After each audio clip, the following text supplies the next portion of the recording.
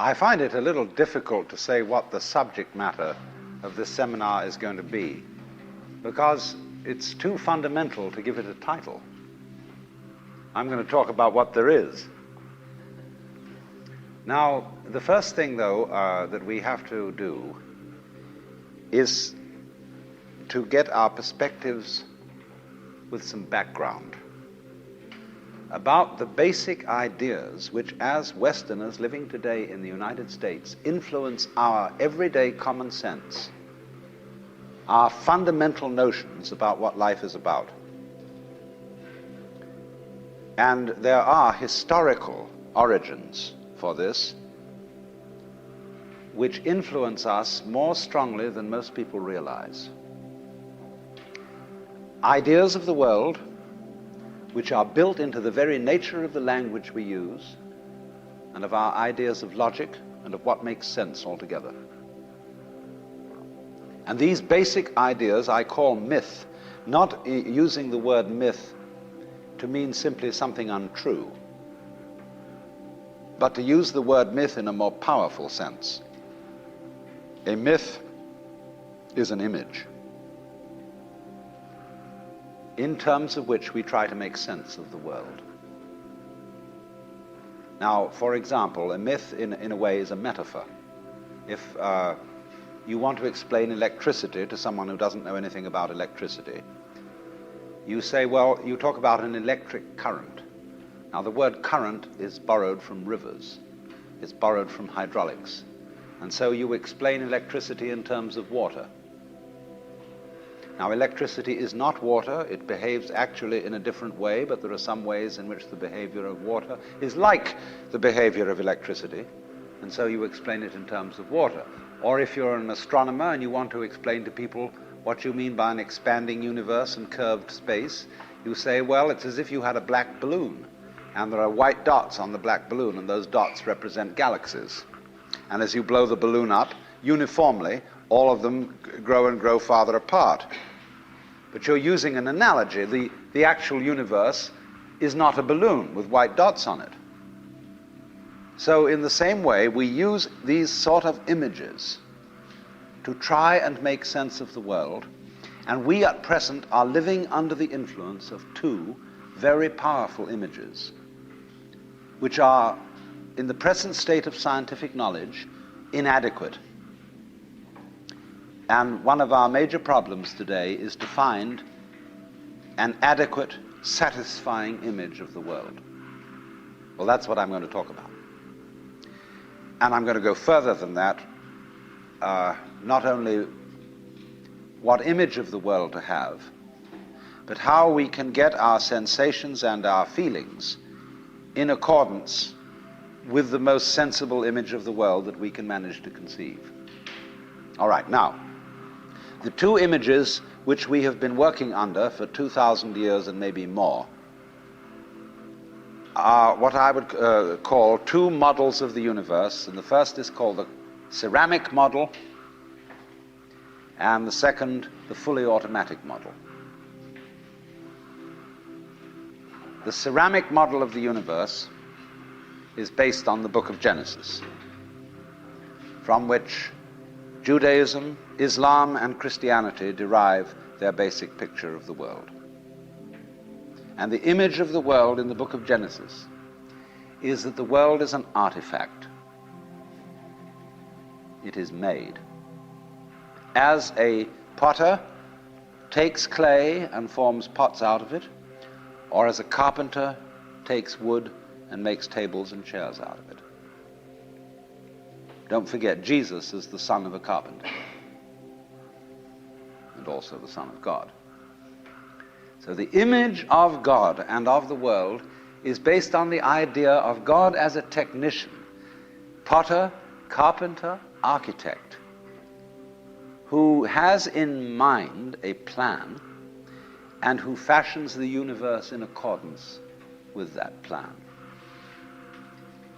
So basic to this image of the world is the notion, you see, that the world consists of stuff, basically. Primordial matter, substance, stuff. as pots are made of clay. Now, clay by itself has no intelligence. Clay does not of itself become a pot, although a good potter may think otherwise. Because if you were a really good potter, you don't impose your will on the clay. You ask any given lump of clay what it wants to become, and you help it to do that. And then you become a genius. But the ordinary idea I'm talking about is that simply clay is unintelligent. It's just stuff. And the potter imposes his will on it and makes it become whatever he wants. And so in the book of Genesis, the Lord God creates Adam out of the dust of the earth. In other words, he makes a clay figurine, and then he breathes into it, and it becomes alive, because the clay becomes informed. By itself it is formless, it has no intelligence, and therefore it requires an external intelligence and an external energy to bring it to life and to put some sense into it.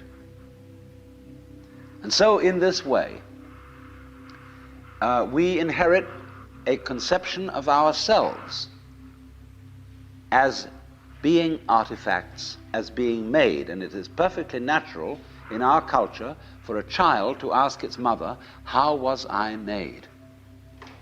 Or who made me? And this is a very, very powerful idea, but for example, it is not shared by the Chinese or by the Hindus. A Chinese child would not ask its mother, how was I made?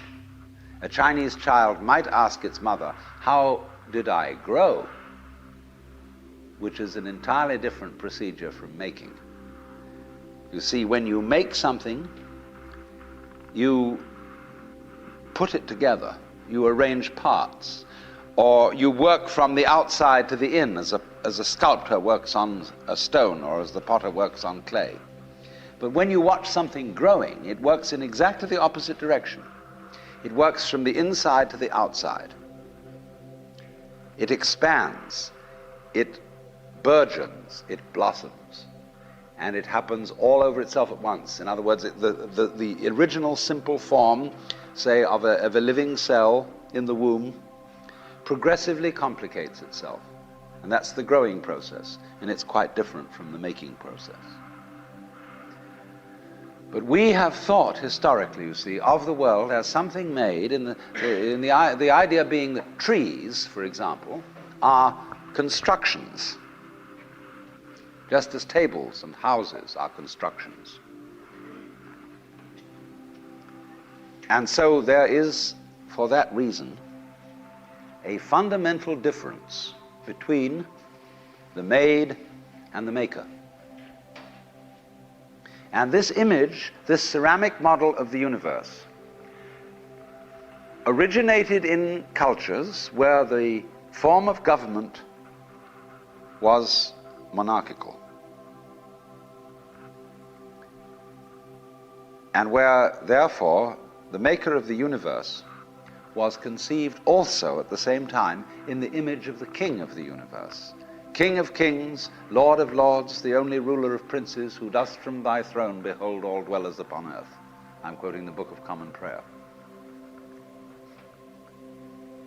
And so all those people who are oriented to the universe in that way feel related to basic reality as a subject to a king. And so they are on very, very humble terms in relation to whatever it is that works all this thing. I find it odd in the United States that people who are citizens of a republic have a monarchical theory of the universe, because we are carrying over from very ancient Near Eastern cultures the notion that the Lord of the universe must be respected in a certain way. People kneel, people bow, people prostrate themselves.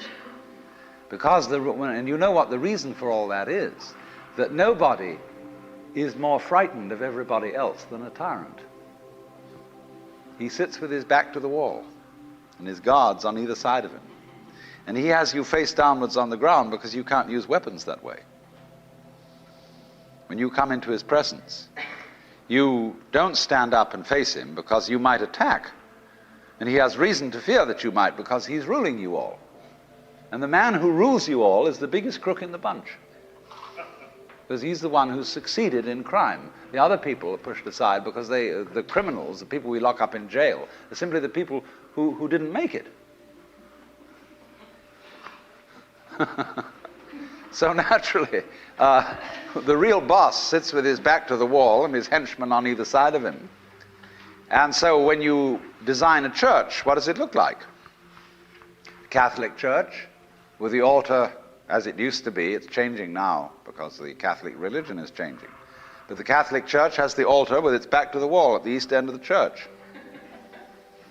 And there, the altar is the throne, and the priest is the chief vizier of the court, and he is making obeisance to the throne in front, but there is the throne of God, the altar. And all the people are facing it and kneeling down. And a great Catholic cathedral is called a basilica, from the Greek basileus, which means king. So a basilica is the house of a king. And the ritual of the Catholic Church is based on the court rituals of Byzantium. A Protestant church is a little different, but basically the same. The furniture of a Protestant church is based on a judicial courthouse. The pulpit. The judge in an American court wears a black robe. He wears exactly the same dress as a Protestant minister. And everybody sits in these boxes. Like there's a jury box, there's a box for the judge, there's a box for this, a box for that, and those are the pews in an ordinary kind of colonial type Protestant church. So both these kinds of churches, which have an autocratic view of the nature of the universe, decorate themselves, are architecturally constructed in accordance with political images of the universe. One is the king and the other is the judge, Your Honor. There's sense in this.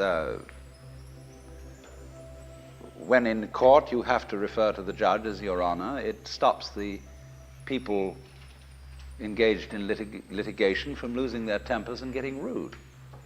There's a certain sense to that. But when you want to apply that image to the universe itself, to the very nature of life, it has limitations. For one thing, the idea of a difference between matter and spirit. This idea doesn't work anymore. Long, long ago, physicists stopped asking the question, what is matter? They began that way. They wanted to know, what is the fundamental substance of the world? And the more they asked that question, the more they realized they couldn't answer it. Because if you're going to say what matter is, you've got to describe it in terms of behavior. And that is to say, in terms of form, in terms of pattern. You tell what it does. You describe the smallest shapes of it that you can see.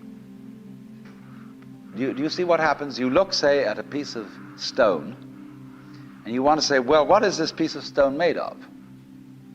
Well, you take your microscope, and you look at it, and instead of just this block of stuff, you see ever so many tinier shapes, little crystals. So you say, fine, so far so good. Now, what are these crystals made of? And you take a more powerful instrument, and you find that they are made of molecules. And then you take still more powerful instruments to find out what the molecules are made of, and you begin to describe atoms, electrons, protons, mesons, all sorts of subnuclear particles. But you never arrive at the basic stuff. because there isn't any. What happens is this: stuff is a word for the world as it looks when our eyes are out of focus, fuzzy. Stuff, the idea of stuff is that it's undifferentiated, it's some kind of a goo. And when your eyes are not in sharp focus, everything looks fuzzy. When you get your eyes into focus, you see a form, you see a pattern. But when you want to change the level of magnification and go in closer and closer and closer, you get fuzzy again before you get clear. So every time you get fuzzy, you go through thinking there's some kind of stuff there. But when you get clear, you see a shape. And so all that we can talk about is patterns. We never can talk about the stuff of which these patterns is supposed to be made, because you don't really have to suppose that there is any. It's enough to talk about the world in terms of pattern. It describes anything that can be described. And you don't really then have to suppose that there is some stuff which constitutes the essence of the pattern in the same way that clay constitutes the essence of pots. Clay, and so for this reason, you don't really have to suppose that the world is some kind of helpless, passive, unintelligent junk which an outside agency has to inform and make it into intelligent shapes. So the picture of the world in the most sophisticated physics of today is not formed stuff, potted clay, but pattern. A self-moving, self-designing pattern, a dance. And we haven't yet, our common sense as individuals hasn't yet caught up with this. Well, now, in the course of time, in the evolution of Western thought, the ceramic image of the world ran into trouble and changed into what I call the fully automatic model or image of the world. In other words, Western science was based on the idea that there are laws of nature. And it got that idea from Judaism and Christianity and Islam. That, in other words, the potter, the maker of the world, in the beginning of things, laid down the laws. And the law of God, which is also the law of nature, is called the Logos. And in Christianity, the Logos is the second person of the Trinity, incarnate as Jesus Christ, who thereby is the perfect exemplar of the divine law.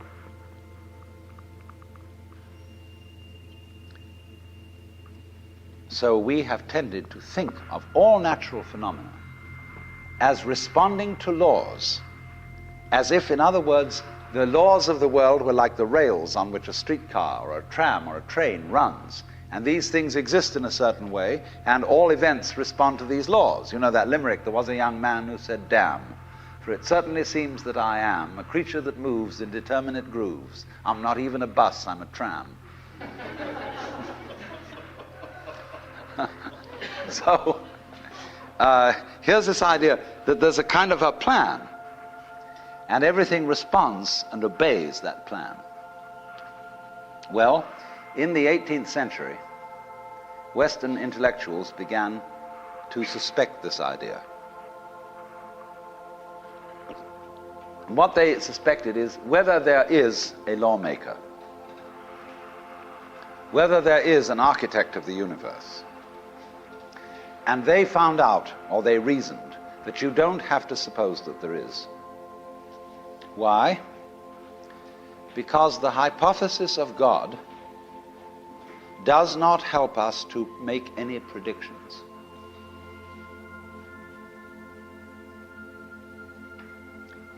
nor does it, in other words, let's put it this way. If the business of science is to make predictions about what's going to happen, science is essentially prophecy. What's going to happen? By studying the behavior of the past and describing it carefully, we can make predictions about what's going to happen in the future. That's really the whole of science. And to do this, and to make successful predictions, you do not need God as a hypothesis, because it makes no difference to anything. If you say everything is controlled by God, everything is governed by God, that doesn't make any difference to your prediction of what's going to happen. And so what they did was simply drop that hypothesis. But they kept the hypothesis of law. Because if you can predict, if you can study the past and describe how things have behaved, and you've got some regularities in the behavior of the universe, you call that law. Although it may not be law in the ordinary sense of the word, it's simply regularity. And so what they did was they got rid of the lawmaker and kept the law.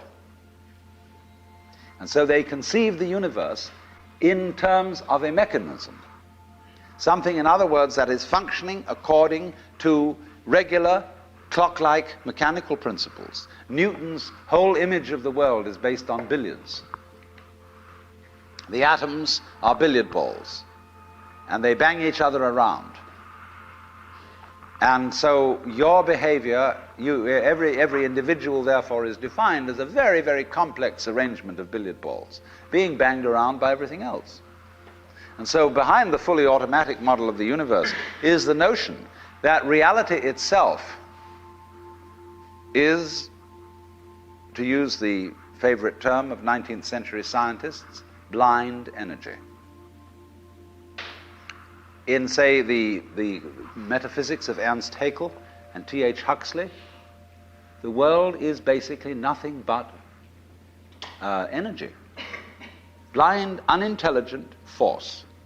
And likewise, in parallel to this, in the philosophy of Freud, the basic psychological energy is libido, which is blind lust. And it is only a fluke. It is only as a result of pure chances that, resulting from the exuberance of this energy, there are people with values, with reason, with languages, with cultures, and with love. Just a fluke. Like, 1,000 monkeys typing 1,000 typewriters for 1,000,000 years will eventually type the Encyclopedia Britannica. And of course, the moment they stop typing the Encyclopedia Britannica, they will relapse into nonsense. And so in order that that shall not happen, because you and I are flukes in this cosmos, and we like our way of life, we like being human, if we want to keep it, say these people, we've got to fight nature, because it'll turn us back into nonsense the moment we let it. And so we've got to impose our will upon this world as if we were something completely alien to it from outside. And so we get a culture based on the idea of the war between man and nature. And we talk about the conquest of space, the conquest of Everest. And the great symbols of our culture are the rocket and the bulldozer. The rocket.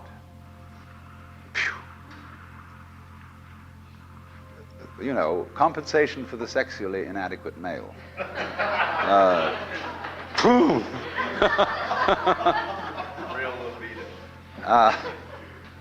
So we're going to conquer space.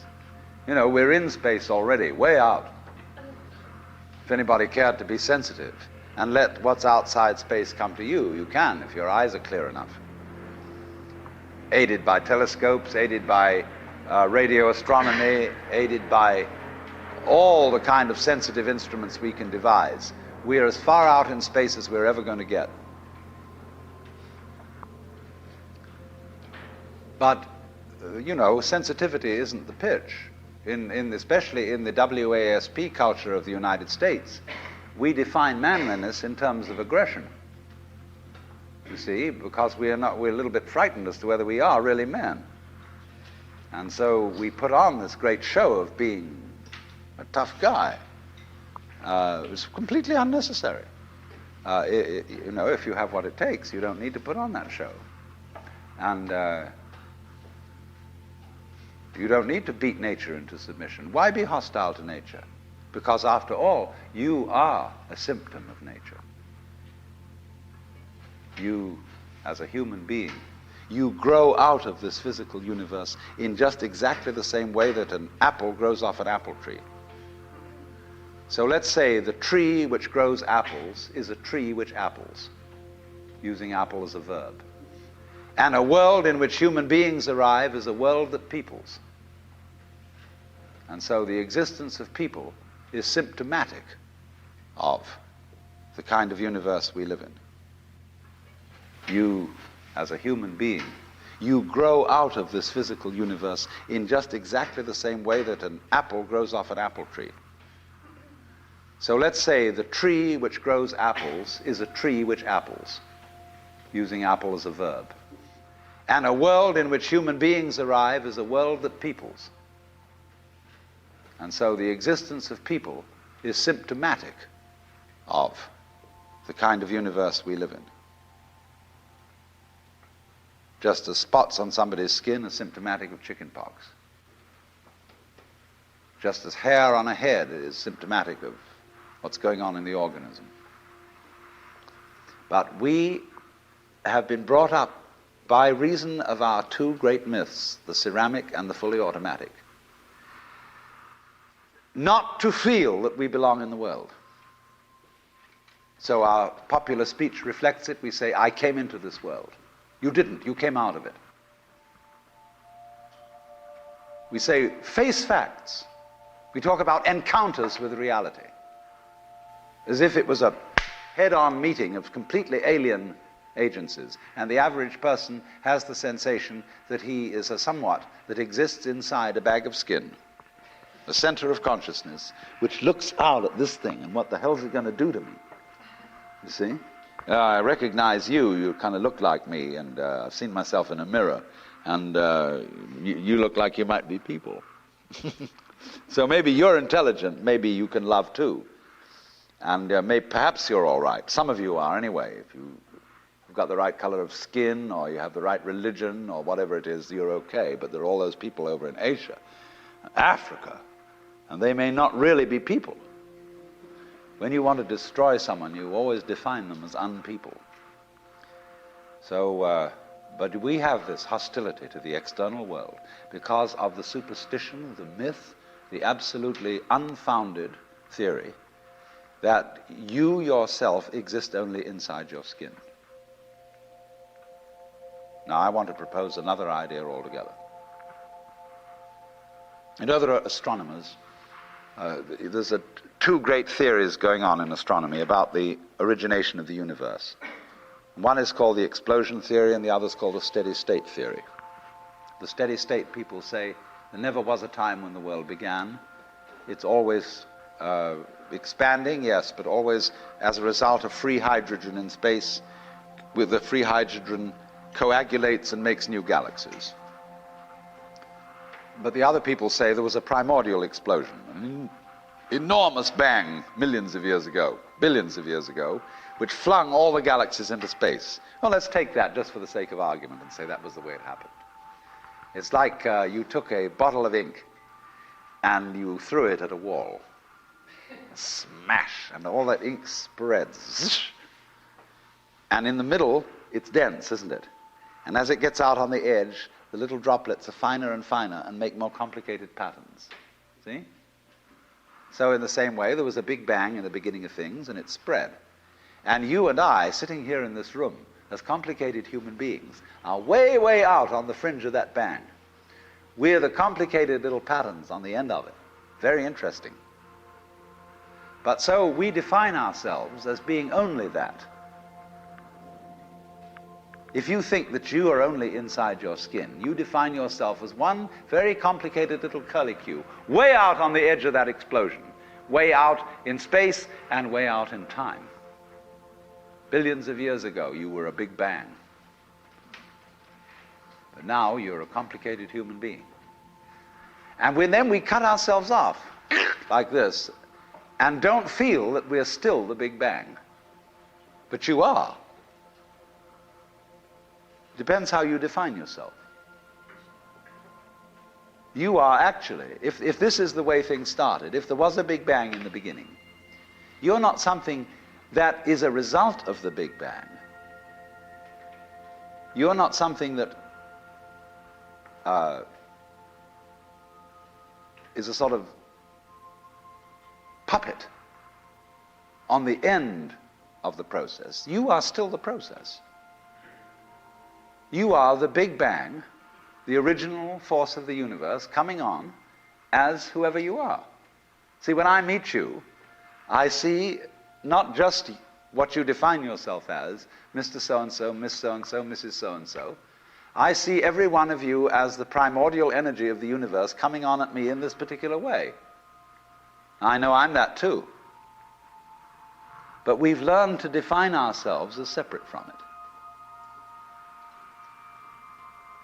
And so what I would call a kind of a basic problem we've got to go through first is to understand that there are no such things as things. That is to say, separate things or separate events. That is only a way of talking. And if you can understand this, you're going to have no further problems. I once asked a group of high school children, what do you mean by a thing? And first of all, they gave me all sorts of synonyms. They said it's an object, which is simply another word for a thing. It doesn't tell you anything about what you mean by a thing. And finally, a very smart girl from Italy who was in the group said a thing is a noun. And she was quite right. A noun isn't a part of nature, it's a part of speech. There are no nouns in the physical world. There are no separate things in the physical world either. See, the physical world is wiggly. It's something like this.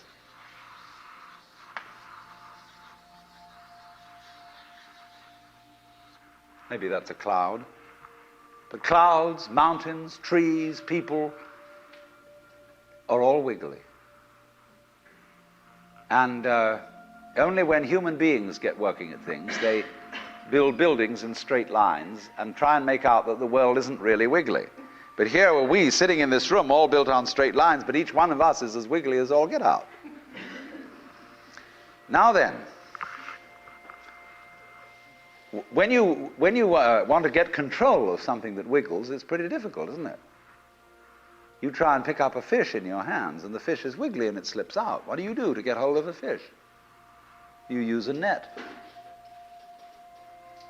And so the net is the basic thing we have for getting hold of the wiggly world. And so if you want to get hold of this wiggle, you've got to put a net over it. You see? Now what's going to happen? A net is something regular. And I can number the holes in a net. So many holes up, so many holes across. And if I can number these holes, I can count exactly where each wiggle is in terms of a hole in that net. And that's the beginning of calculus, the art of measuring the world. But in order to do that, I've got to break up the wiggle into bits. And I've got to call this a specific bit, and this the next bit of the wiggle, and this the next bit, and this the next bit of the wiggle. And so these bits are things or events. Bits of wiggles, which I mark out in order to talk about the wiggle, in order to measure it, and therefore in order to control it. But in nature, in fact, in the physical world, the wiggle isn't bitted. Like you don't get a cut-up fryer out of an egg. But you have to cut the chicken up in order to eat it. You bite it. But it doesn't come bitten. So the world doesn't come thinged. It doesn't come evented. You and I are all as much continuous with the physical universe as a wave is continuous with the ocean. The ocean waves, and the universe peoples. And as the wave, I wave at you and say, you! The world is waving at you, at me with you, and saying, hi, I'm here. But our consciousness, the way we feel and sense our existence, being based on a myth that we are made, that we are parts, that we are things, our consciousness has been influenced so that each one of us does not feel that. We feel we have been hypnotized, literally hypnotized, by social convention into feeling and sensing that we exist only inside our skins. That we are not the original bang, but just something out on the end of it. And therefore we are scared stiff. Because my wave is going to disappear. And I'm going to die. And that would be awful. We've got a mythology going now, which, as Father Maskell put it, we are nothing but something that happens between the maternity ward and the crematorium. And that's it. And therefore everybody feels unhappy and miserable. You know, this is what people really believe today. You may go to church, you may say you believe in this, that, and the other, but you don't. Even Jehovah's Witnesses, who are the most fundamentalists, they're polite when they come round and knock at the door. But if you really believed in Christianity, you would be screaming in the streets. But nobody does. You would be taking full-page ads in the paper every day. You would have the most terrifying television programs. The churches would be going out of their minds if they really believe what they teach. But they don't. They think they ought to believe what they teach. They believe they should believe, but they don't believe it, because what we really believe is the fully automatic model. And that is our basic, plausible common sense. You are a fluke. You are a separate event. And you run from the maternity ward to the crematorium, and that's it, baby. That's it. Now, why does anybody think that way? There's no reason to, because it isn't even scientific. It's just a myth. And it's invented by people who wanted to feel a certain way. They want to play a certain game. See, the game of God got embarrassing. The idea of God as the potter, the architect of the universe, is good, and it makes you feel that life is, after all, important. There is someone who cares. It has meaning, it has sense, and you are valuable in the eyes of the Father. But after a while, it gets embarrassing. When you realize that everything you do is being watched by God. He knows your tiniest, inmost feelings and thoughts, and you say after a while, quit bugging me. I don't want you around. So you become an atheist, just to get rid of it. Then you feel terrible after that, because you got rid of God, but that means you got rid of yourself. You're just nothing but a machine. And your idea that you're a machine is just a machine too. So if you're a smart kid, you commit suicide. Camus said there is only really one serious philosophical question, which is whether or not to commit suicide. I think there are 4 or 5 serious philosophical questions. The first one is, who started it? The second is, are we going to make it? The third is, where are we going to put it? The fourth is, who's going to clean up? And the fifth, is it serious? But still, should you or not commit suicide? This is a good question. Why go on? And you only go on if the game is worth the candle. Now, the universe has been going on for an incredible long time. And so really, a satisfactory theory of the universe has to be one that's worth betting on. It seems to me, absolutely elementary common sense. If you make a theory of the universe which isn't worth betting on, why bother? Just commit suicide. But if you want to go on playing the game, you've got to have an optimal theory for playing the game. Otherwise, there's no point in it. But the people who coined the fully automatic theory of the universe were playing a very funny game.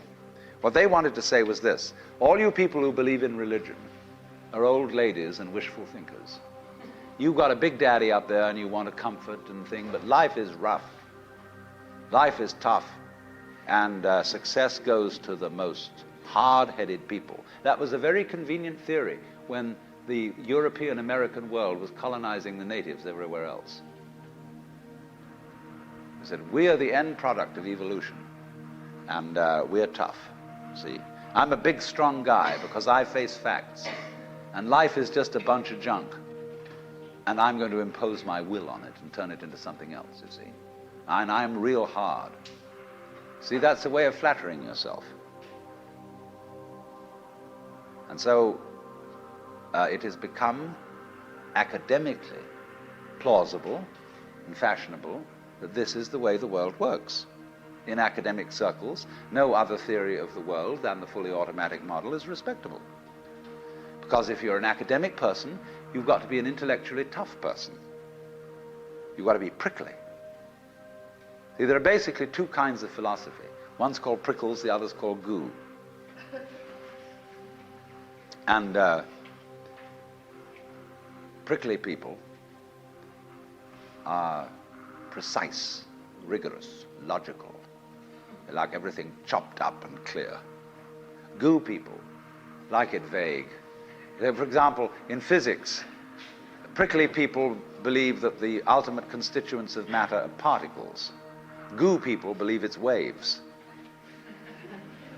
And in philosophy, prickly people are logical positivists and goo people are idealists. And they're always arguing with each other. But what they don't realize is that neither one can take his position without the other person. Because you wouldn't know you advocated prickles unless there was somebody else advocating goo. You wouldn't know what a prickle was unless you knew what goo was. Because life is not either prickles or goo, it's gooey prickles and prickly goo. And they go together like back and front, male and female. And that's the answer to philosophy. See, I'm a philosopher, and I'm not going to argue very much, because if you don't argue with me, I don't know what I think. So if we argue, I say thank you, because owing to the courtesy of your taking a different point of view, I understand what I mean, so I can't get rid of you. But however, you see, this whole idea that the universe is just nothing at all but unintelligent force playing around and not even enjoying it is a put-down theory of the world. People who had an advantage to make, a game to play, by putting it down and making out that because they put the world down, they were a superior kind of people. So that just won't do. We've had it. Because if you seriously go along with this idea of the world, you're what is technically called alienated. You feel hostile to the world. You feel that the world is a trap. It is a mechanism, it's electronic and neurological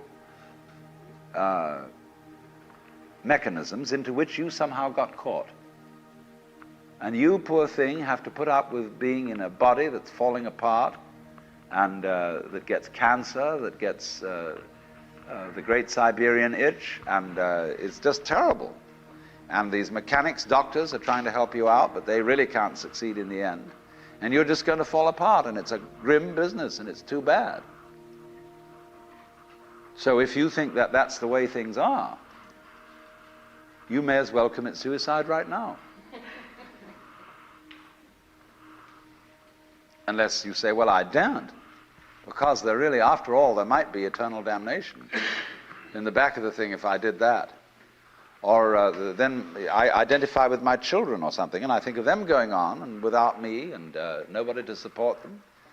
But of course, if I do go on in this frame of mind and continue to support them, I shall merely teach them to be like I am. And they'll go on dragging it out to support their children, and they won't enjoy it, and they'll be afraid to commit suicide, and so will their children. They all learn the same lesson.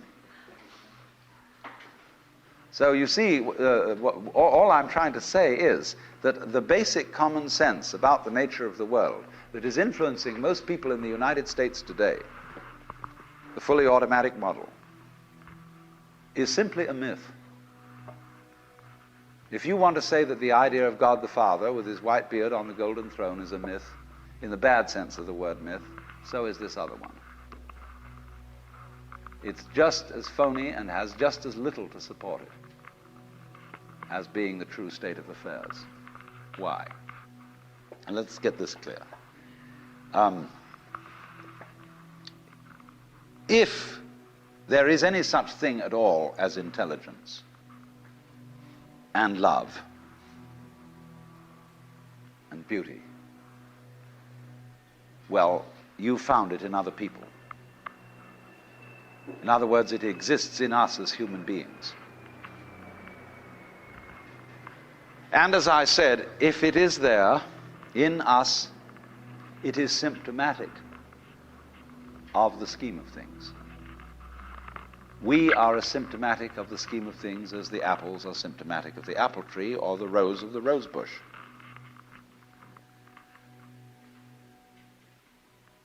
The earth is not a big rock infested with living organisms, any more than your skeleton is bones infested with cells. The earth is geological, yes, but this geological entity grows people. And our existence on the earth is a symptom of the solar system and its balances, as much as the solar system in turn is a symptom of our galaxy. And our galaxy in its turn is a symptom of the whole company of galaxies. Goodness only knows what that's in. But you see, when as a scientist you describe the behavior of a living organism, you try to say what a person does. It's the only way in which you can describe what a person is. Describe what they do. Then you find out that in making this description, you cannot confine yourself to what happens inside the skin. In other words, you can't talk about a person walking unless you start describing the floor. Because when I walk, I don't just dangle my legs in empty space. I move in relationship to a room. And so in order to describe what I'm doing when I'm walking, I have to describe the room. I have to describe the territory. So in describing my talking at the moment, I can't describe this just as a thing in itself because I'm talking to you. And so what I'm doing at the moment is not completely described unless your being here is described also. So if that is necessary, if in other words, in order to describe my behavior, I have to describe your behavior and the behavior of the environment, it means that we've really got one system of behavior. That what I am involves what you are. I don't know who I am unless I know who you are. And you don't know who you are unless you know who I am. There was a wise rabbi once said, if I am I because you are you, and you are you because I am I, then I am not I and you are not you. In other words, we are not separate. We define each other. We're all backs and fronts to each other. You know, you can't, for example, have two sticks. You lean two sticks against each other and they stand up because they support each other. Take one away and the other falls. Or you know, Ballantine beer trademark, also a symbol of the Holy Trinity, where there are three interlocked rings. If you pull one out, the other two separate. They interdepend.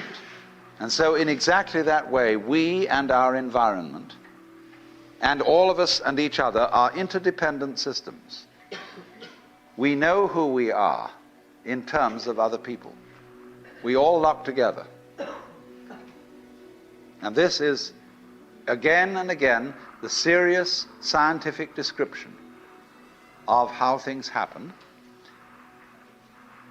and to such an extent that